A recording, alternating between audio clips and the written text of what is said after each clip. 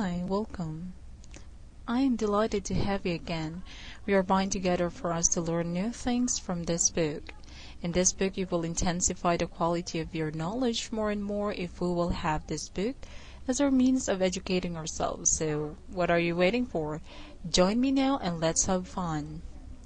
We are still on same unit 14, and our topic is opposite sex. Okay, well, you know what? There are so many ways on how to cope with a crush. Living with a crush isn't easy, right? In fact, it's hard work. Having crush makes it hard to concentrate, it makes it hard to eat, and it especially makes it hard to sleep. Even you're hoping to meet up with your crush somewhere in your dreams. To make sure that the rest of your life doesn't fall apart for the duration of your crush, well, all you have to do is just to confess your crush to your friends and ask them to distract you. Throw yourself into schoolwork to make sure you don't fall behind. And who knows, maybe by standing out, you'll catch your crush attention.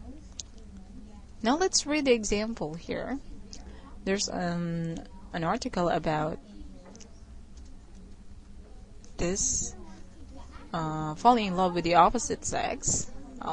It says here that since Korean teenagers study in all-boy or all-girls classes, they are very curious about the opposite sex.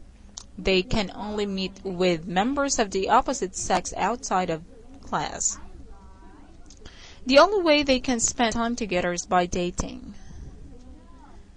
To study or to date. Some parents don't mind if their teenager sons and daughters date, but they are the exceptions. Most grandparents or teachers think that high school students need to spend their time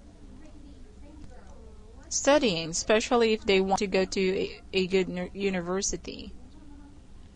They think that students who go out dates won't be able to get high scores on the college entrance exam.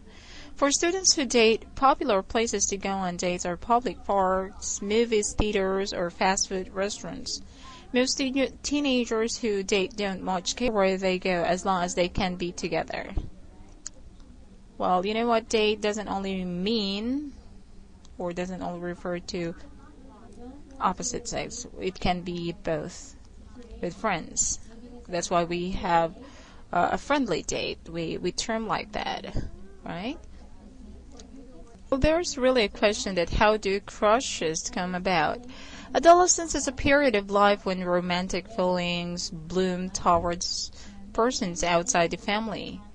And it is a youngster's first step in attracting and being attracted to non-family members. It is also the first attempt towards social and sexual intimacy. Are there dangers in harboring such strong feelings at this early stage? Well, what do you think? Oh, yes. Generally none. Perhaps daydreaming, love sickness, swings of moods, neglect of studies would be the most annoying to other family members. But you know what? There's also a question that what do the youngsters learn from these experiences? Well, I think for me, they just have to think that free teens learned to experiment with new and powerful feelings without the risk of actual involvement. These emotions are enjoyed, endured, and mastered, but only in the mind and heart. They are swept into ecstasy or crushed into titanic glooms. They learn about romance, and then they outgrow it. Okay, so let's try to read once more the article given here, but for now, let's have those hard words here. We have curious, it means they want to know about. And we have the opposite sex. There are two sexes, male and females. Next we have to spend, means same as use. Exceptions, people who think differently from the others. Don't care means it doesn't matter to them.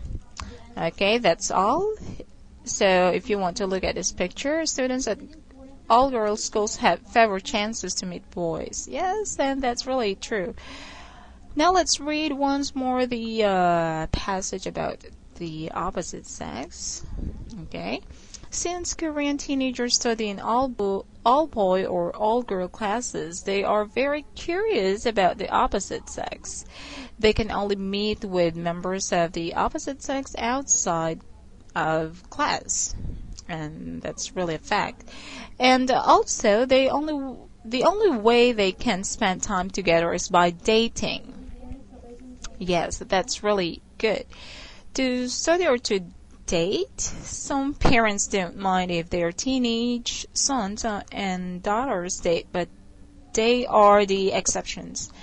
Most Korean parents and teachers think that high school students need to spend their time studying, especially if they want to go to a good university. They think that students who go out on dates won't be able to get high scores on the college entrance exam. For example, for students who date, popular places to go on dates are public parks, movie theaters, or fast food restaurants. Most teenagers who date don't much care where they go as long as they can be together.